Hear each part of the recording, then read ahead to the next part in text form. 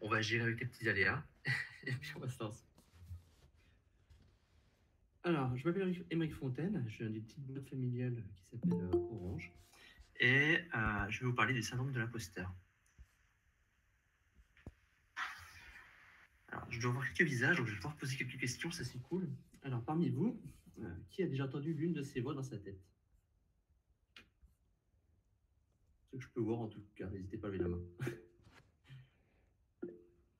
Plusieurs de ces voix? Toutes ces voix? Donc déjà là, en fait, pour ceux qui arrivent à voir à peu près le nombre de mains levées, vous pouvez voir que vous n'êtes pas tout seul. Et déjà ça, je trouve ça vachement rassurant. On peut se dire que c'est inquiétant, mais on va plutôt le dire que c'est vachement rassurant. Tout ça, c'est un peu lié au syndrome de l'imposteur, en fait. Alors, le syndrome de l'imposteur, c'est quoi? Alors, ça a été, je crois que les premiers articles sur le syndrome de l'imposteur, c'est les années 60 à peu près. Aujourd'hui, on parle d'expérience de l'imposture également. Donc, pour certains, c'est plus fugace que pour d'autres. Voilà, tiens, je me sens un petit peu imposteur, ou tiens, ou pour d'autres, c'est un peu plus profond. Je suis plus sur la deuxième partie personnellement que sur la première. Je vais vous donner une définition. Pour moi, celle-ci, c'est ce qui ressort le plus. C'est l'écart entre les compétences réelles, du moins perçues par les autres, et les compétences ressenties. Voilà.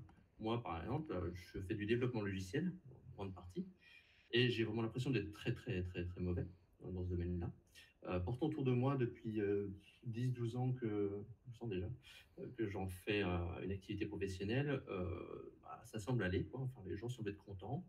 J'ai eu des augmentations, on me demande mon avis. Bon, du coup, alors, je ne sais pas si c'est que les gens sont contents, mais en tout cas, c'est aussi peut-être que je fais bien illusion. Le syndrome de l'imposteur, il va avoir une autre particularité, c'est que, en fait, voilà, je suis mauvais, mais j'ai pas envie que ça se sache. Voilà. On va essayer de mettre en place des stratégies pour pas être démasqué. Et là-dessus, comme stratégie, il va y avoir plein de choses différentes selon les gens. Il va y avoir des personnes qui vont travailler très tardivement le week-end, qui vont essayer de rattraper leur retard de compétences ou de connaissances, ou du moins pour pouvoir arriver le lendemain en montrant que voilà, j'ai fait plein de trucs. Vous voyez. Il y a des gens qui vont être plutôt en suradaptation, en disant oui à peu près à tout ce qu'ils peuvent faire, essayant d'être un peu indispensable, mais pas trop quand même. Enfin, voilà, essayer de jouer sur plusieurs tableaux. Et donc tout ça, ça peut entraîner à des fatigues, des burn-out, si ça va en pousser loin, à des stress très forts. Il y a des gens qui vont avoir des comportements plus défensifs. Typiquement, si je prends un exemple dans le vide que j'ai pu croiser, euh, tiens, le rapport là, il n'est pas complet, il manque des informations. Quoi, mon rapport, il est pas complet? Mais c'est pas possible, j'ai travaillé dur dessus. On a des choses très violentes en fait, qui peuvent arriver aussi. Donc, je dis pas que les deux exemples d'avant n'étaient pas violents. Ils étaient violents pour la personne elle-même. Par contre, il y en a qui peuvent être violents pour le reste de l'environnement. Et donc, ça peut jouer vraiment sur beaucoup de choses. Une autre manière de le présenter, j'aime beaucoup ce dessin, c'est Boulet Corp Boulet. Donc, si vous ne connaissez pas, allez voir. Il fait des strips sur Internet, c'est vachement chouette. Et moi, j'appelle ça l'effet gourou. C'est-à-dire qu'en fait, quand on se compare, ou comme je me compare à une personne que j'estime énormément, donc moi dans le milieu du développement logiciel, j'ai un nombre de gourous incroyable, hein, j'en ai pas palanqué. Voilà, pour moi les gourous, ça va être des gens qui vont être capables de faire plein de langages de développement différents, ils vont être juste incroyables, ils vont être compétents dans plein de domaines, mais bon, quasiment tous les domaines.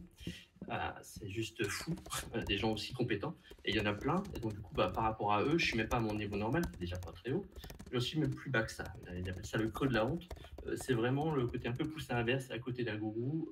Ouais, on, sent, on sent moins bien que ce qu'on est en réalité. De ce que j'ai pu, des gourous que j'ai pu croiser, parce que j'ai quand même eu la chance d'en croiser quelques-uns,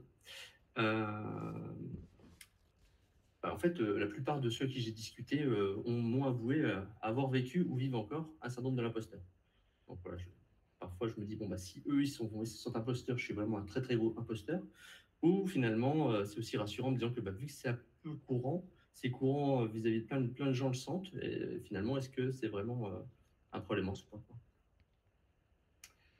Donc là, je vous ai fait un petit topo sur ce qu'était le syndrome de l'imposteur, les différentes variantes que moi j'ai pu constater. Et maintenant, je vais faire un petit topo sur des outils que je mets en œuvre en fait personnellement pour essayer de contrer un peu ce qui se passe, quoi. Euh, alors, je ne sais pas si on va essayer de faire en visio aussi un petit peu. Est-ce que vous connaissez ça? Ça vous parle pour les gens que je vois? Ça parle un petit peu? Ouais. C'est de la CNV, communication non violente. Donc, on a la grammaire, SBD, observation, sentiment, besoin, demande. Donc, pour moi, à la base, c'était à peu près ça, hein. Tu as ouvert la porte, tu as une observation, j'ai froid, sensation, besoin, j'ai envie d'avoir chaud, je te demande, est-ce que tu peux la fermer? C'est très caricatural, hein. Là, je fais en mode, pour moi, la base, c'était, voilà, j'ai une grammaire qui me permet de parler à quelqu'un sans que ça parte en conflit.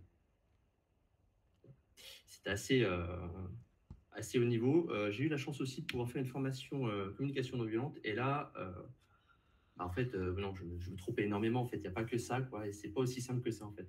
Le premier tour de boucle, la première relation qu'on a dans la relation de l'autre, c'est pas avec l'autre, en fait, c'est avec soi.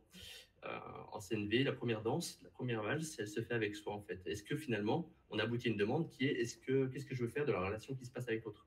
Est-ce que c'est important pour moi qu'elle se passe bien, etc. Dans le cadre du syndrome d'imposteur, en fait, ça va être, je l'utilise d'une autre manière. J'utilise en inversant le sentiment et l'observation. Je l'inverse parce que pour moi, ça part de la sensation, de l'état dans lequel je suis. Je vous expliquerai après comment j'arrive à faire ces pas de côté ou comment j'arrive aujourd'hui à les déchiffrer, ces états. Mais en tout cas, aujourd'hui, quand je ressens ce syndrome, en fait, ou c'est une expérience d'imposture, je sens que ça ne va pas, je mets en route ce mécanisme, en fait. Et à force de le faire, ça devient assez automatique et c'est franchement, moi, ça m'a fait un bien fou. Je vous donne une situation que j'ai vécue, hein.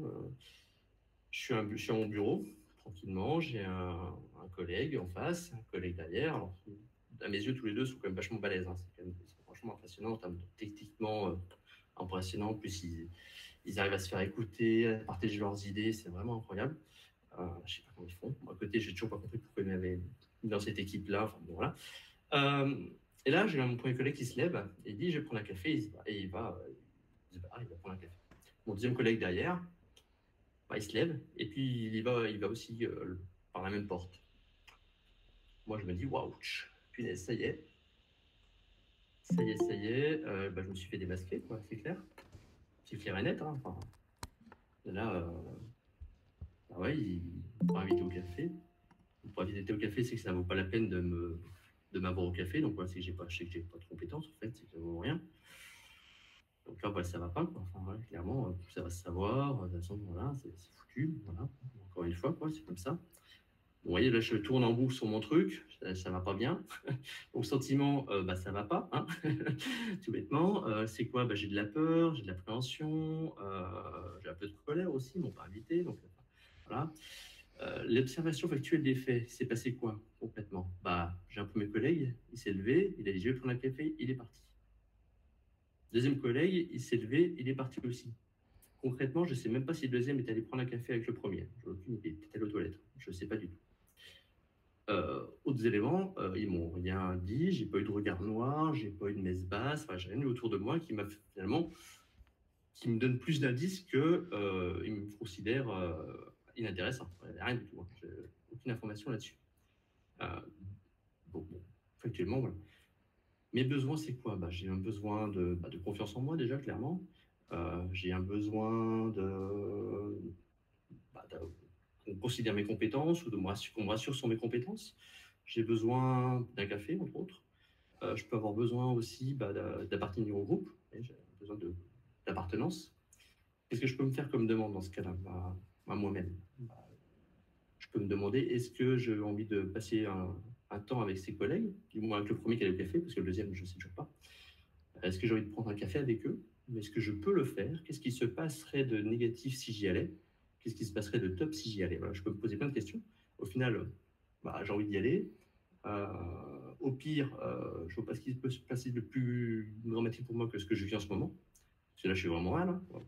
On en reparlera tout à l'heure, mais ça me, ça me fout en stress assez fort quand même. Et voilà, au mieux, se passe un super moment et je suis rassuré. Et donc, du coup, ça tourne un peu.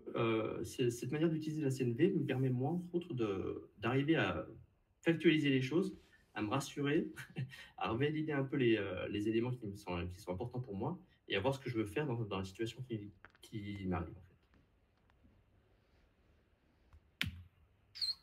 Est-ce que vous connaissez? Ça vous parle? Yes. Alors, c'est de l'analyse transactionnelle. Le monsieur Roux, c'est monsieur Bern. J'ai un doute sur son prénom. Je crois que c'est Eric, mais j'ai un doute. Donc, c'est celui qui a créé l'analyse transactionnelle dans les années 60. Pour moi, donc, à la base, l'analyse transactionnelle, c'est les états du mois. En nous, on a chacun trois états, le parent, l'adulte et l'enfant. Donc, on est dans les années 60. Hein. Donc, typiquement, si je dis à mon enfant, range ta chambre, c'est vraiment le bordel. Bon, je vais faire un enfant. On va le faire autrement. Si je parle à un collègue et que je lui dis, ton bureau, il est vraiment en désordre, est-ce que tu peux le ranger, s'il te plaît? Là, je suis en parent, je lui parle en enfant. Si lui me répond, t'as qu'à le ranger toi-même, il est enfant et il me parle à mon enfant aussi. Euh, Ça, c'est les états du mois et c'est de l'analyse transactionnelle. En fait, l'analyse transactionnelle, c'est bien plus que ça, c'est bien plus vaste. On a les états du mois, on a les strokes, les raquettes, les timbres, les jeux psychologiques, les drivers, les scénarios de vie. On va avoir aussi tout ce qui est frontières majeures, frontières mineures dans la partie organisationnelle de groupe. Et on va avoir un truc qui s'appelle les positions de vie. Les positions de vie, c'est quoi? Alors, analyse transactionnelle, l'analyse des transactions entre individus. D'accord? C'est donc tout seul, il n'y a pas de transaction. Donc, il y a l'autre, il y a moi. Il peut y avoir les autres, mais on va réduire à deux personnes, l'autre et moi. Les positions de vie, c'est le fait de considérer que l'autre a de la valeur ou il n'en a pas dans la relation que nous vivons, et que moi j'ai de la valeur ou j'en ai pas dans la relation que nous avons. Dans le cas d'un syndrome de l'imposteur, on est où, selon vous?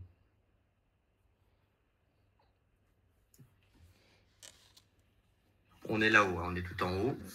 C'est-à-dire que l'autre a énormément de valeur, c'est un truc de dingue, c'est vraiment une valeur de ouf. Et moi, je suis une quiche, je suis nul, j'ai zéro valeur. Hein. Franchement, je ne comprends pas pourquoi il me parle. D'accord? Monsieur Bern et ses copains de l'analyse traditionnelle, ils nous disent que la seule position de vie qui vaille, c'est le plus-plus. C'est-à-dire que l'autre a de la valeur, moi j'ai de la valeur. Tout le reste, c'est à proscrire, vous ne voulez pas y aller, c'est dans tous les cas, c'est merdique, ça vaut rien, faut pas y aller. Dès qu'on y est, il faut s'en sortir. Plus, c'est sympa, mais voilà, dans le cas d'un syndrome de l'imposteur, l'autre, il a de la valeur de dingue et moi, j'en ai pas, alors comment je fais pour en avoir? C'est sûr que si j'arrive à voir je vais à une conf, et après je vais discuter avec l'orateur. Waouh, c'était vachement bien, merci beaucoup. Voilà, j'ai appris des trucs, c'était très très bien. Voilà, voilà, bonne journée. Ouais, donc là, j'avais vraiment pas de valeur. Je vais voir un gars qui a de la valeur de dingue. Si par contre j'y vais en ayant de la valeur moi, ça va être plutôt du genre, c'était vachement impressionnant. Merci beaucoup. J'ai appris plein de trucs. Ça m'a fait référence à des choses que je connaissais déjà. Euh, je- Même sur la forme, c'était vachement chouette. J'ai bien aimé cette manière de faire. Est-ce que vous avez 2 ou 3 minutes pour qu'on discute un peu plus je serais curieux de voir un peu votre avis sur cette référence-là. Mais en fait, j'ai pas de la valeur sur le contenu de ce qu'il raconte, de ce qu'il a raconté. Par contre, je vais avoir de la valeur sur d'autres choses, que ce soit par mon questionnement, par rapport à mes références que j'ai moi, que lui n'a pas, par rapport à ce que, par mes questionnements, l'autre va m'apporter, par rapport à ce que je vais pouvoir lui apporter également. Dans toute situation, finalement, on a toujours un peu de valeur en soi, en fait, même si c'est pas sur la compétence même qui vient de nous être exposée, mais on a quand même de la valeur. Que ce soit, j'ai quand même de la valeur. Je vais mélanger le je et le on, désolé. Euh, Avec un collègue qui est très compétent, ouais, il va avoir une valeur de dingue sur une compétence, et moi j'ai de la valeur sur d'autres compétences ou sur ma manière d'interpréter sa compétence à lui. D'accord? Alors, je vous parle d'analyse transactionnelle. L'analyse transactionnelle, elle fait plein de petits. Alors, ça vous parle peut-être un petit peu ces petits diagrammes. En haut, on a les ENéagrammes. En haut, à droite, ProcessCom. Et en bas, triangle de Karpman. Je ne vais pas trop rentrer dans les énagrammes, je ne les connais pas très bien. De ce que j'ai compris, c'est assez proche de ProcessCom en ayant un autre objectif. Donc voilà, je ne vais pas aller plus loin. Par contre, je vais vous parler des deux autres. ProcessCom. Alors, je n'en vois pas assez, donc je vais dire que à la moitié, vous connaissez le sujet, l'autre moitié, vous ne connaissez pas. Je vais essayer de vous l'expliquer en 2 minutes. ProcessCom, c'est un modèle de représentation de ce qui motive ou ce qui stresse une personne. Comment la personne qu'est-ce qui l'anime et comment elle va fonctionner. D'accord? Ce ne sont pas des cases, c'est un agencement de cases, si on préfère, avec une énergie différente à chaque niveau. Le modèle se représente en forme d'immeuble et on va avoir 6 énergies avec des besoins différents, des stress différents. Ce que nous disent la ProcessCom et ce que nous dit aussi l'analyse transactionnelle, c'est qu'autour de 7-8 ans, notre immeuble il est conçu, nos scénarios sont conçus également. On a déjà mis en place plein de stratégies, j'en reparlerai de ça tout à l'heure. Donc l'empilement est conçu, par contre, l'énergie dans chaque étage n'est pas finie. En fonction de notre vie, on va mettre de l'énergie à un niveau différent. Donc sur la journée, on va passer notre temps à changer d'étage. Changer d'étage n'est pas coûteux. Avec le modèle de l'immeuble, vous voyez, c'est un immeuble, il y a un ascenseur dedans, il marche, il n'y a pas de problème. Il permet de monter en haut sans souci. Par contre, c'est rester à l'étage qui est coûteux. Pour moi, typiquement, en haut, c'est promoteur. Donc là, c'est mon immeuble à moi, hein, que je vous ai donné. Donc, pour ceux qui connaissent, vous pouvez voir à peu près les couleurs. Je vais passer un peu de temps après sur deux couleurs en bas. Pour juste finir sur le modèle, donc si je vais en haut, c'est promoteur. Donc c'est plutôt tout ce qui est le challenge, l'énergie, la stimulation par le côté un peu meilleur, le côté un peu force de vente. C'est un peu caricatural parce qu'il y a un peu de nuance. Pour moi, aller discuter avec des gens qui sont très force de vente, c'est très coûteux. J'y vais, mais je reste pas longtemps. J'ai du mal. Voilà, je vais vite pas être bien. En bas, vous voyez ma base. Donc c'est ce qui est le besoin vraiment de base, c'est empathique. Empathique, c'est le rapport aux autres, le rapport au groupe et le rapport au sens. Rapport au sens, donc la base, le forêt, les oreilles, etc. Et moi, ça va être le rapport au sens plutôt la nourriture. Pour ceux qui me connaissent, ils savent que j'aime bien manger et manger correctement. Donc typiquement, sur l'exemple du café tout à l'heure, j'avais un double déclencheur. Hein. J'avais le fait de appartenir au groupe et le fait que pour le café, c'était râpé. Quoi. Vous voyez, donc du coup, moi là-dessus, je vais vite tourner. C'est un gros stress pour moi. Ma phase actuelle, c'est rebelle. Rebelle, c'est le besoin de faire, enfin, entre autres, hein, c'est le besoin de faire des blagues toutes les 2-3 minutes. J'en suis pas très loin et je ne dis pas qu'elles sont bonnes. Voilà, c'est une base là-dessus. À quoi ça sert dans le syndrome de l'imposteur, en fait ça me sert pour deux choses. La première chose, c'est un peu classique finalement, c'est que l'autre n'est pas moi. C'est-à-dire que l'autre a des besoins différents de moi. C'est un peu con à dire comme ça, c'est enfoncer des portes ouvertes, mais ça aide vachement à comprendre que les besoins sont différents. Typiquement, un autre exemple, hein, 10h, 10h30, je vais voir un collègue, je dis hey, on se fasse prendre un petit café. Et là, je me prends une grosse claque. Et tu crois pas qu'on a des choses plus importantes à faire? Voilà. Alors là, c'est mode ouh là là, pompier. Je viens de me prendre une grosse baffe, quoi. Ça y est, voilà, il a vu que j'étais plus intéressé par le café que par le problème qui l'intéressait lui. Autant dire que je suis une grosse imposture. Voilà, j'ai été démasqué clairement. Là, il vient de le voir. Il ne peut-être pas vu avant, mais là, il vient de le voir. Gros stress pour moi, vous voyez. Ça... En fait, non, c'est juste que lui, son besoin-là était un besoin de. Il y avait quelque chose qui était important pour lui à ce moment-là. Ce chose importante n'était pas importante pour moi. On peut en discuter, c'est des visions différentes, on ne partageait pas la même vision sur le sujet. Et il ne me dit pas juste que je suis incompétent, etc. Il me dit juste que le café, mon besoin de café n'était pas son besoin à lui tout de suite. Voilà. Et ça me permet de relativiser, en fait. De savoir ça, ça me permet de relativiser vachement de choses dans les relations que je peux avoir avec mes collègues. Et l'autre intérêt aussi, c'est que je sais maintenant quels sont mes besoins, on va dire. Donc, quand j'ai des sensations que ça ne va pas, je me raccroche à mes besoins, en fait. Voir, attends, c'est quel besoin qui n'est pas bien. Ah, c'est celui-là. Bon, est-ce que je peux patienter un peu? Est-ce que ça peut aller? Comment je peux résoudre? Ça me sert vachement pour ça. Donc, en fait, voilà, ce modèle-là, il me sert surtout pour moi, pour voir, pour observer un peu qu'est-ce qui m'arrive quand je ne vais pas bien. Triangle de Cartman. Alors, si vous connaissez, vous devez probablement connaître un peu le triangle dramatique, persécuteur, sauveur, victime. C'est assez classique. Cartman, il a conçu ce triangle-là et après, derrière, il a fait tout un modèle, Cartman modèle. C'est un truc de dingue. Vraiment, je ne pensais pas qu'on pourrait aller si loin à partir de ce simple triangle. Je vous encourage à regarder, c'est vraiment impressionnant tout ce qu'on peut faire avec ça, c'est vraiment juste intéressant. Je vais rester juste sur deux, trois éléments autour de ça. Je vous parlais de stratégie tout à l'heure pour éviter d'être démasqué. Voilà, je ne veux pas être démasqué, donc je mets en place des stratégies pour montrer voilà, que j'ai de la valeur, que j'ai des compétences en tout cas. Voilà, en tout cas, voilà, montrer aux autres que voilà, je maîtrise. Quoi. Que ce soit par de la violence verbale, comme le cas du rapport qui n'était pas bien fini et on était plutôt sur un cas de persécuteur. Je suis pas en plus, je suis pas une position de vie idéale.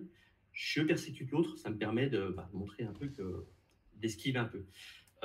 Cartman et donc l'analyse transactionnelle, ils disent que si on n'est pas en plus, globalement, on est là-dedans. C'est-à-dire que si on n'est pas dans une position de vie qui va bien, en plus, on est dans le triangle. Dans le cas de la personne que j'ai évoquée tout à l'heure qui était très violente verbalement, en fait, à la base, il était victime. Hein. C'était une victime qui a switché persécuteur.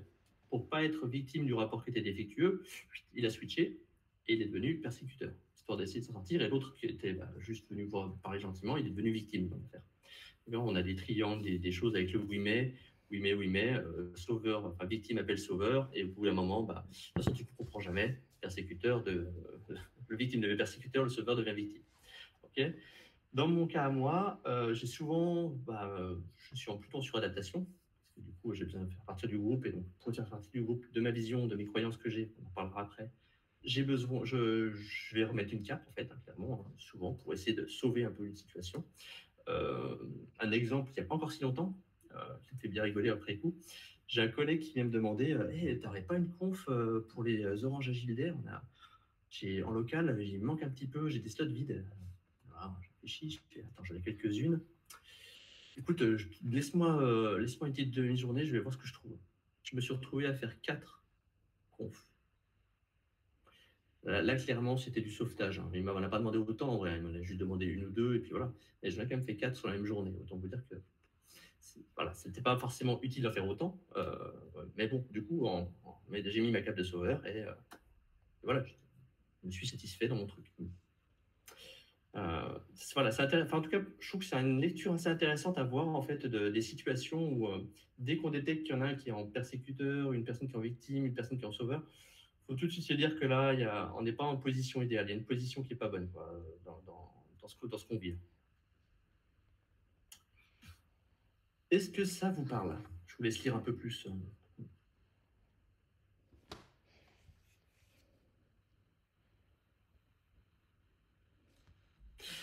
C'est les accords Toltec. Je les ai relus il n'y a pas si longtemps que ça, alors je ne les connais pas tous très bien. Par contre, il y en a un qui m'a fait tilt tout de suite. C'est celui-ci. N'en faites pas une affaire personnelle. Tout à l'heure, quand j'ai présenté l'exemple du café, clairement, j'ai considéré que l'univers était contre moi, un peu en mode paranoïa. Et le fait qu'il soit parti sans rien dire, j'en ai fait une affaire très personnelle, quoi. Ne pas en faire une affaire personnelle, c'est quoi dans le cadre des accords de Toltec? Je vais prendre l'exemple le plus simple que je trouve, c'est avec mon petit. Si mon petit me dit t'es méchant, papa, j'ai le droit d'accepter ce qu'il me dit. Et du coup, je donne mon accord à ce qu'il dit. Donc, je prends sa vision des choses. Je suis méchant. Et je donne mon accord et j'en fais une affaire personnelle. Ou alors, je considère que non, c'est ta vision des choses. Tu penses que je suis méchant. Ok, je le mets de côté. Je le prends pas. Et c'est pas grave. Dans le cas de l'exemple avec mon collègue où je lui viens de proposer un café, il me dit tu crois pas qu'on a des choses plus importantes à faire? C'est pareil, c'est sa vision des choses en fait. C'est son univers à lui qui m'impose. J'ai le droit de ne pas l'accepter, de le prendre. J'ai le droit de lui laisser, de dire ok, c'est ta vision, pas de souci. Fais ce que tu as à faire, c'est très important pour toi, vas-y. J'en fais pas une affaire personnelle, je donne pas mon accord à ça en fait. Si je donne mon accord, en effet, je retourne après sur mon syndrome. Je vais retourner à fond dedans en disant punaise, il a raison, moi je suis arrivé comme un gros boulet, je lui propose un café alors qu'il y a un truc super important à faire. Non, en fait, c'est sa vision des choses en fait. Ce n'est pas la mienne. Et c'est ok. C'est tout à fait ok. Et je trouve que ça fait une bonne, ça résonne vachement, je trouve, là-dessus. Et qu'est-ce qui peut faire qu'en fait, pour moi, j'en fais encore d'ailleurs une affaire personnelle. Qu'est-ce qui fait que des choses comme ça peuvent me stresser? Et là, je vais vous parler des croyances, un petit peu. Je ne sais pas si vous connaissez un peu cet univers-là. Les croyances, c'est des petites voix que l'on considère comme vraies et factuelles. Donc, elles peuvent être limitantes, elles peuvent être portantes. Et sans ces croyances-là, on n'existerait pas. On ne saurait pas qui on est. Clairement, les croyances font qui on est. Elles nous fondent. Une autre manière de le dire, c'est j'ai essayé de dessiner un élastique. Je ne suis pas très bon sur celui-là. C'est un élastique qui nous ramène à l'enfance. Encore une fois, sur les écrits autour des croyances, en analyse transactionnelle, il y a 5 croyances, ça s'appelle ça des drivers. Et depuis, il y a une palanquée qui sortent. Elles sont conçues également avant l'âge de 7-8 ans, ces croyances, la plupart de nos croyances. Après, on fait des mises à jour, mais on n'en fait pas tant que ça. La plupart sont de l'âge de 7-8 ans. Quand on vit une situation, bien souvent, l'élastique nous ramène à l'enfance. Il nous renvoie à l'enfance, et du coup, on fonctionne avec des logiques ou des stratégies qu'on a mis en œuvre à l'enfance, ou des croyances qu'on a mis à l'enfance, sur des situations d'aujourd'hui. D'accord? Typiquement, enfin, je vais continuer sur les croyances parce que j'en parle juste après. Des croyances que je peux avoir moi, ou que je même certainement, je ne peux pas réussir, les autres vont me rejeter si je ne sais pas. Bah oui, si je ne sais pas, pourquoi ils me demanderaient quelque chose? Un père parfait, c'est ça. Voilà, un père parfait ne se fâche pas, etc. Les autres sont bien plus balèzes, ça c'est clair. Et il faut faire plaisir aux autres pour être accepté. Mmh. Cette dernière, en fait, pour moi, elle est assez forte. Elle est très forte. Si je ne fais pas plaisir aux autres, jamais ils m'accepteront. D'accord. Ça, c'est des programmes qu'on a mis en œuvre quand on était petit, pour la plupart. Le père parfait, c'est un peu différent.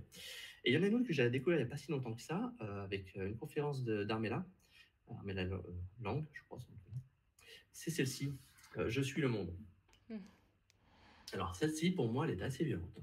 C'est-à-dire qu'en fait, je suis le monde, c'est un petit peu orgueilleux, quoi. C'est un peu égocentrique, je trouve, comme croyance. Quand même. Non, je ne peux pas avoir une croyance comme ça. Quoi. Je ne suis pas le monde. Pourtant, bien y réfléchir.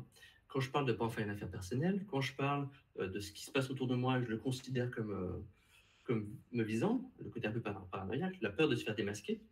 Clairement, cette croyance tourne pas loin quand même. Elle est là. Elle est là. Je vous ai dit tout à l'heure que les croyances, elles pouvaient être limitantes, elles pouvaient être portantes. Mais elles sont aussi possiblement les deux. En effet, la croyance je suis le monde, elle est limitante dans le fait que je suis un peu parano. Par moment, pas toujours, heureusement. Par contre, elle est vachement intéressante dans le fait que, vu que je me sens concerné par tout, bah, en fait, je me sens concerné par ce que je fais, en fait. Je suis vachement impliqué dans ce que je fais parce que je me sens concerné, en fait. Donc, les croyances jouent sur différents tableaux.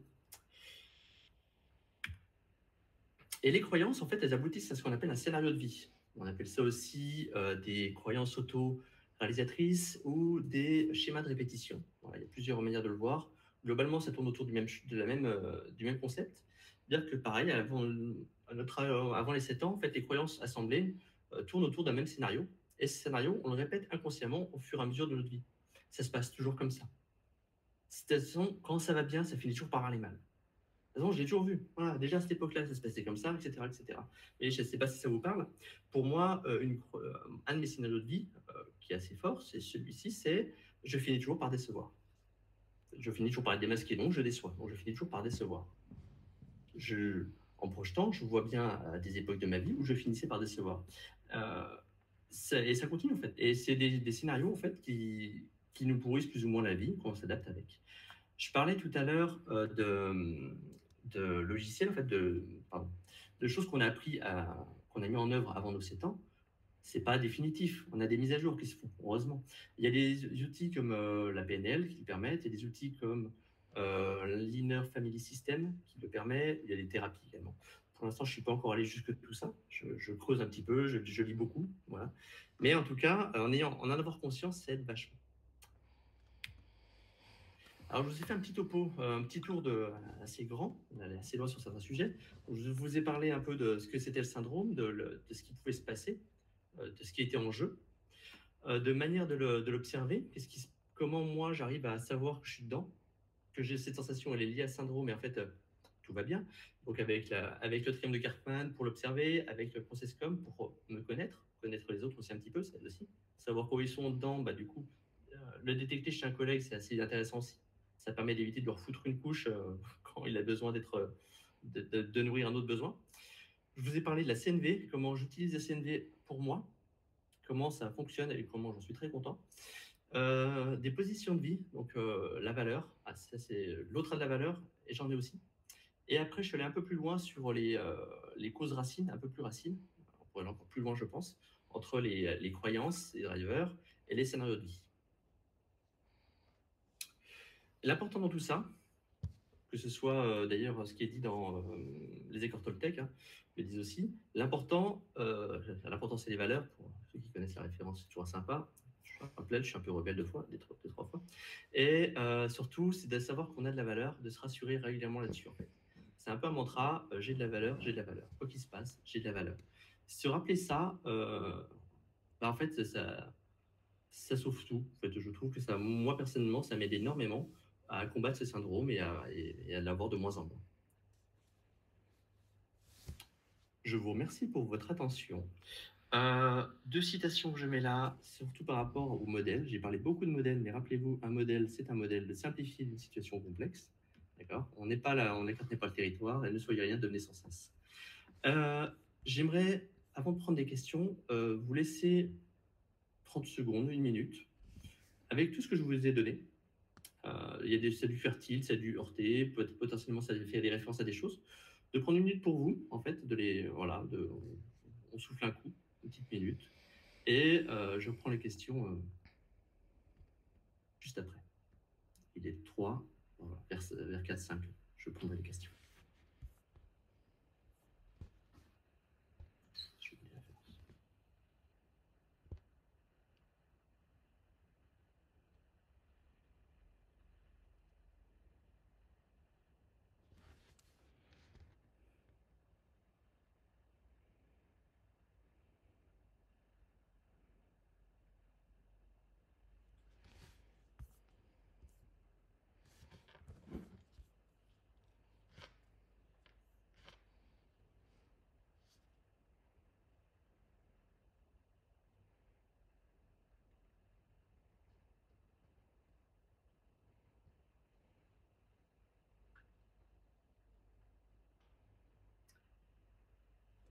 Si vous en avez, je veux bien prendre vos questions.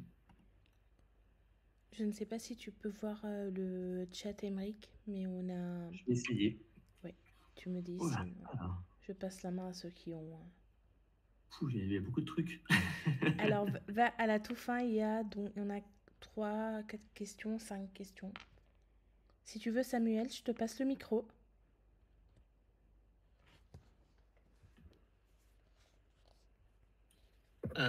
Oui, bonjour. Bonjour.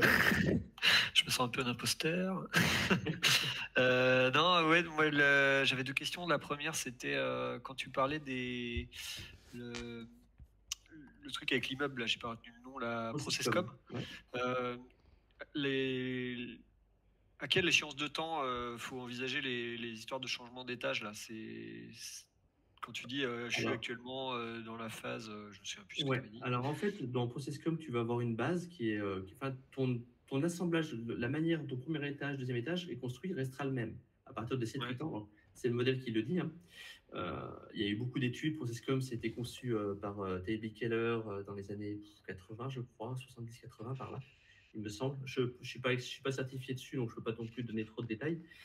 C'était utilisé notamment par la NASA, pour te donner à peu près le cadre d'usage. D'accord. Ça dit que tes étages sont les mêmes au cours de ta vie, à partir de 7-8 ans. Ils resteront comme ça. Par contre, tu as des concepts de phase. Donc, à un moment donné de ta vie, des stress ont été très importants qui ont fait que tu as changé de phase. Quelque chose qui t'alimentait à une époque ne t'alimente plus. Tu as besoin d'une autre alimentation. Tu as besoin d'un autre besoin fondamental qui est pareil pour toi. Et là, tu passes comme une phase au-dessus. Par contre, pour naviguer dans les étages, tu peux le faire 3 fois la minute. C'est pas dérangeant en fait. Tu peux avoir une réunion avec des collectés de moyens différents, que tu peux passer une énergie sur l'un, une énergie sur l'autre, etc. Le tout, c'est juste que quand tu vas être à un étage pour parler avec une énergie, tu vas consommer la tienne. C'est à peu près ça le principe. Et donc, du coup, tu auras besoin de revenir à ta base ou à ta phase. Il y a des gens bien plus calés que moi là-dessus. Il y a plein de bouquins qui en parlent. Il ne faut pas hésiter à les regarder. Il ne faut pas hésiter à faire une formation. Le formation niveau 1, elle te permet de voir un peu tout ce détail-là, en fait. Ok. Et là, ma deuxième question, c'était s'il y a un nom derrière la théorie que tu... La croyance élastique, c'est les croyances. Alors, les croyances, je ne sais pas s'il y a une référence là-dessus. Je sais que analyse transactionnelle, ils en parlent sous forme de driver. C'est des drivers, donc soit parfait, soit fait des efforts, donc, ou des injonctions également. Il y a peut-être des gens qui connaissent bien. Il y a une conférence d'Alban, je ne sais plus son nom de famille, qui était sur les croyances aussi, où elle en parle. Je n'ai pas fait attention s'il y avait des références plus académiques sur le sujet. Ok. Donc c'est dans le cadre de la théorie d'analyse transactionnelle que tu l'as croisé, toi? Oui, et après par rebond sur d'autres sujets. Ok. Merci, c'est tout pour moi. Super. Je passe la main à Julien, s'il veut.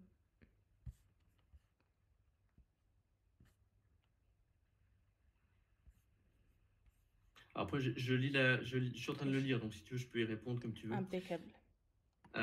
Alors, en fait, j'ai 2 réponses là-dessus. La première, c'est qu'il paraîtrait, donc de ce que j'ai lu comme doc, que 70% de la population a au moins expérimenté l'expérience de l'imposture, donc de la population globale, hein, donc c'est pas juste les informaticiens. Et j'ai discuté il n'y a pas longtemps avec un manager qui m'a dit, mais syndrome de l'imposteur, c'est pas un truc d'informaticien, ça, vous savez ce que vous faites, vous avez une confiance de dingue. Par contre, nous, managers, c'est clairement un truc de manager en fait. Le syndrome d'imposteur va être manager d'une équipe de sécu informatique quand tu n'y connais rien. Voilà. qui est clairement dans de la posture, quoi. Donc c'est pas qu'un truc d'informaticien. On le voit beaucoup dans l'informatique, je sais pas pourquoi, peut-être que les langues sont plus enfin on en parle peut-être plus facilement, je sais pas dire. Mais en tout cas, c'est pas qu'un truc d'informaticien. Il y a au moins des managers, peut-être qu'il y en a d'autres aussi. Voilà.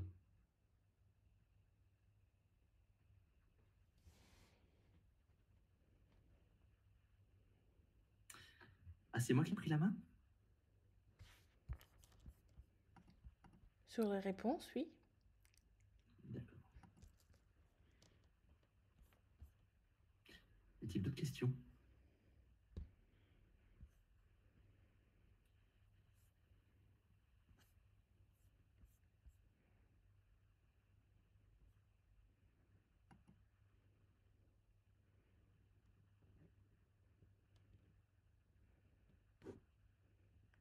Moi, j'aurais une question. Ouais. Est-ce que quand on utilise par exemple la CNV ou quand on utilise ce côté aussi communication avec les personnes en face de nous, où on est un peu nous en recul ou un peu en stress, entre guillemets, est-ce que tu trouves que tout le monde est réceptif ou en fait des fois tu as l'impression que les gens ne comprennent pas dans quel état on se retrouve et du coup comment rendre les gens réceptifs sans leur dire ben, j'ai un syndrome de l'imposteur, je stresse à chaque fois avant de te parler.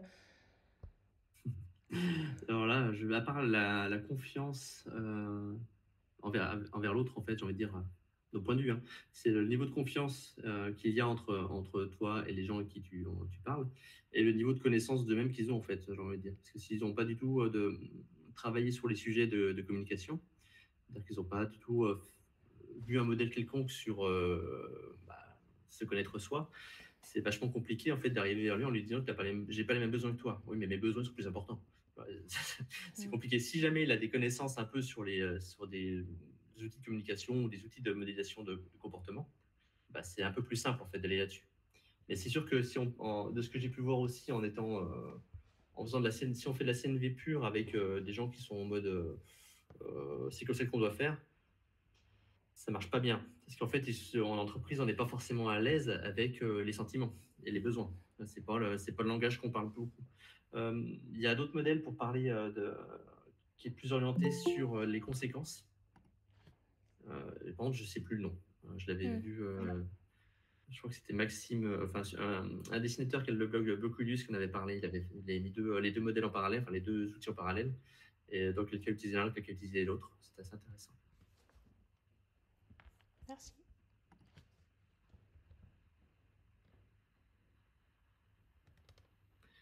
Alors, j'ai un Tewan Eziwazi. Est-ce que ce genre de syndrome peut être provoqué par une trop grande place à la projection? Si oui, peut-on la modérer? Je ne sais pas à quoi répondre. Qu'est-ce que tu entends par une grande place à la projection? Salut. Alors, ouais, déjà, ce qu'on entend, ouais, ok.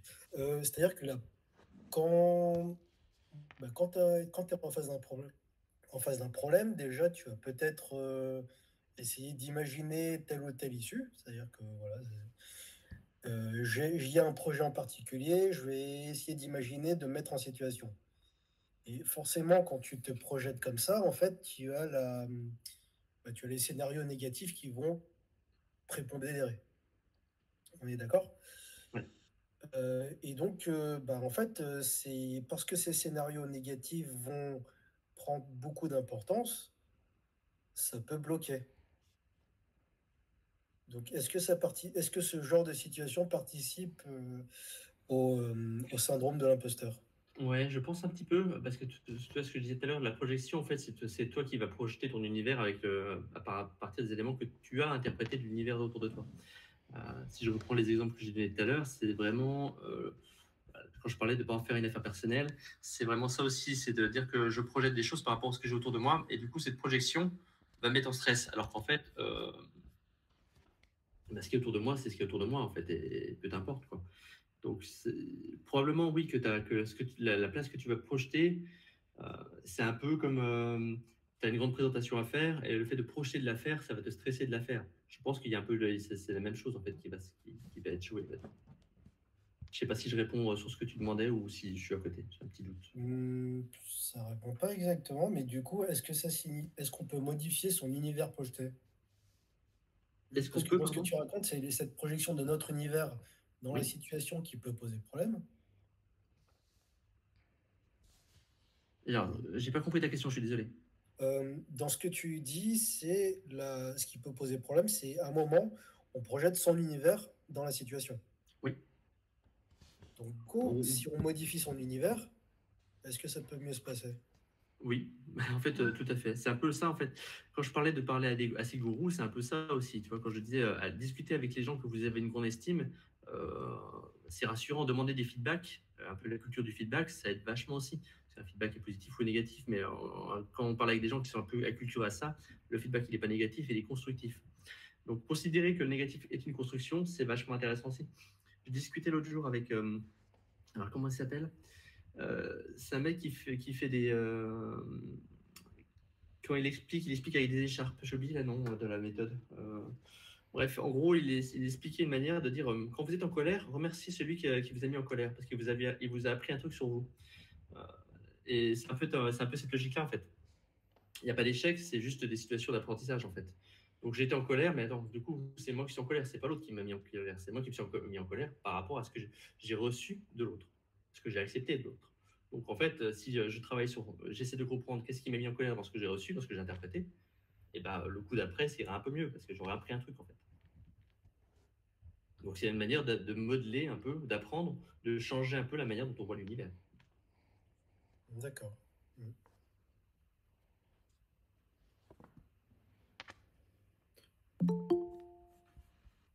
Ok, je te remercie. De rien. J'ai pas l'impression d'avoir répondu tout à fait à ce que tu cherchais, mais Non, pas exactement, mais c'est vrai que ça pose des questions. Ça challenge justement mon univers, ça le challenge en mettant d'autres billes. ouais, quand j'ai fait ces prophéties chez Orange, j'ai un collègue et ça l'a un peu chamboulé. Il est reparti en étant un peu chamboulé. Il m'a dit ouais. Et là, ouais, faut que je digère tout ça là.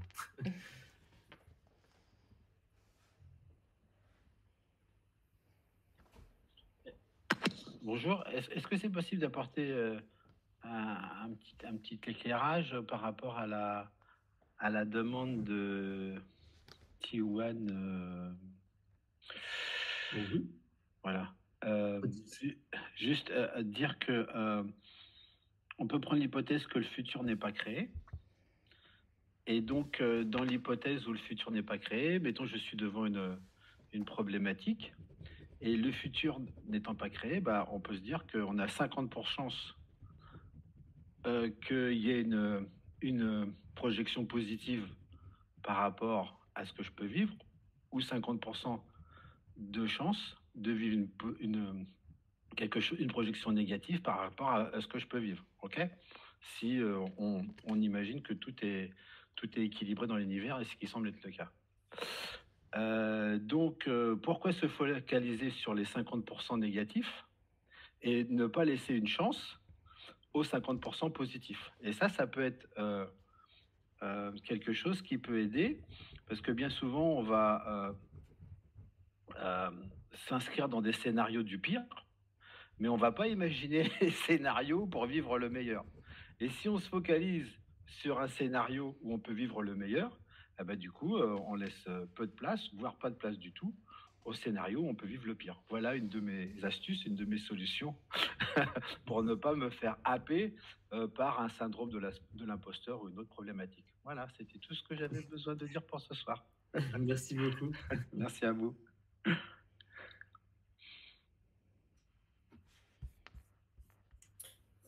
Quand je dis que le côté négatif ressort, je fais référence au biais de négativité. En fait, naturellement, on va accentuer le négatif. Donc, même si on essaie de se persuader le contraire,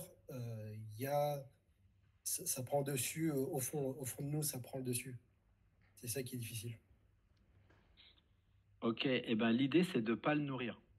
L'idée c'est de nourrir le positif, c'est d'en s'en apercevoir, d'accord, d'en prendre conscience. Tiens, ben voilà, en ce moment je produis du négatif et tout ça, ou des pensées négatives. C'est ok, ça fait partie de la vie. En même temps, qu'est-ce que je pourrais amener comme suggestion positive pour laisser tomber ces pensées négatives? Alors peut-être je peux aller dans l'action, peut-être je peux m'occuper différemment, écouter une chanson que j'aime bien, aller me promener dehors au contact de la nature, ou des choses comme ça, pour ne plus me faire penser à ces choses négatives qui m'envahissent l'esprit et qui peuvent même me submerger. Voilà ma petite réponse. D'accord, ok, je conçois. Avec plaisir. J'ai une question. Puis-je intervenir? Ah, pardon, Bruno, vas-y. Oui, ce sujet de T1, il est intéressant. Ma clé de lecture de ce qu'il dit, c'est que quand on lui demande son expertise, donc il fait des projections, et à cause de la syndrome de l'imposteur, il est trop sensible au risque. Il a peur que plein de choses aillent mal, et donc il communique dans ce sens, et cela a pour effet qu'il... Alors déjà, est-ce que c'est ça ce qui se passe? Première étape, essayons de voir si j'ai bien compris quelle est ta réelle problématique, T1. Est-ce que c'est ça?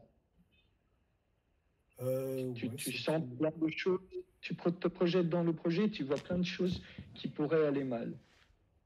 Ouais, c'est ça, ouais. Bah, oui, tu envisages dans toutes les choses, ouais, c'est...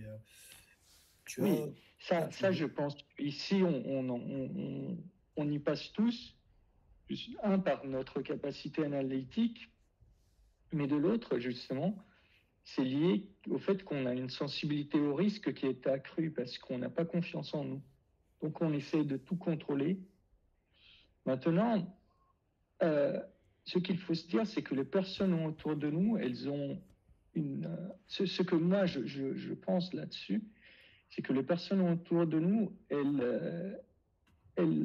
ont un quota de négativité qu'ils peuvent absorber. Donc, par rapport à tous les risques que tu pressens, il faut les prioriser, ne pas s'arrêter sur les petits détails, et puis, effectivement, si on parvient à se limiter sur la quantité de risques qu'on communique, ce n'est pas mal de les communiquer en disant il pourrait se passer ça, et au cas où, on devra mettre un plan d'action. Mais du moment où, moi, je pense que du moment où on partage un risque non avéré, mais qui pourrait être très impactant, moi, je le vis comme me libérer d'un fardeau. Parce que je partage la responsabilité du risque avec quelqu'un. Donc, je ne suis pas en train ici de te donner une solution, sauf celle de donner une note au risque et ceux qui, pour toi, ont une note basse, les exclure de la communication.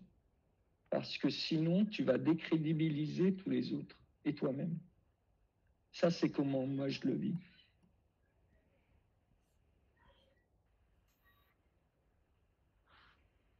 J'ai fini. Merci. Non, ça infuse, là, ça infuse. Je réponds pas tout de suite parce que ça infuse. Ça marche. Oui, il y a matière à infuser de toute façon. Et il y a plein d'interprétations variées, il y a plein de manières de le voir.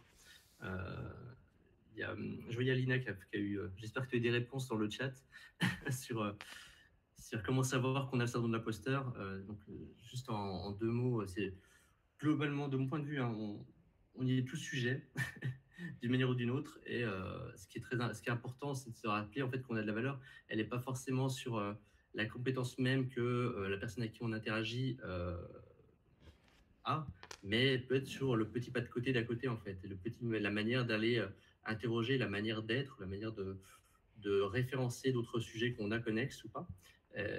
Et en fait, on apporte toujours quelque chose en fait, que ce soit des juniors ou des seniors. C'est juste, voilà, à partir du moment où on considère que l'autre aussi a de la valeur, qu'on a de la valeur et que l'autre en a, c'est juste très très riche en fait. On n'a pas tous la même valeur et c'est ça qui est chouette. Et se rappeler en fait que on est pareil, enfin, c'est un syndrome. En soi, on n'est pas un imposteur en fait. C'est juste que on a pour X raisons des croyances qui nous donnent cette impression. En fait, creuser un peu ses croyances, creuser un petit peu, voir un peu qu'est-ce qui fait que je ressens ça, qu'est-ce qui fait que j'ai l'impression d'être un imposteur. Et après, bah, le savoir, c'est déjà un premier pas pour aller mieux, on va dire. Et puis, déjà se poser la question aussi. Juste se poser la question, savoir que ça existe, c'est déjà hyper rassurant, en fait. Avant de savoir que ça existait, bah, je me suis déjà fait bien mal, quoi. Donc, juste savoir que ça existe, et bah, c'est assez rassurant, je trouve aussi.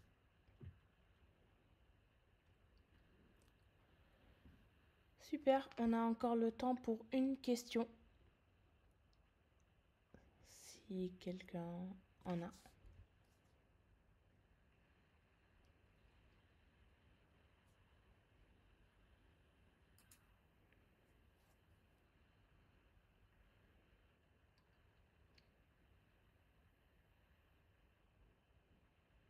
On s'arrête là, Aymeric.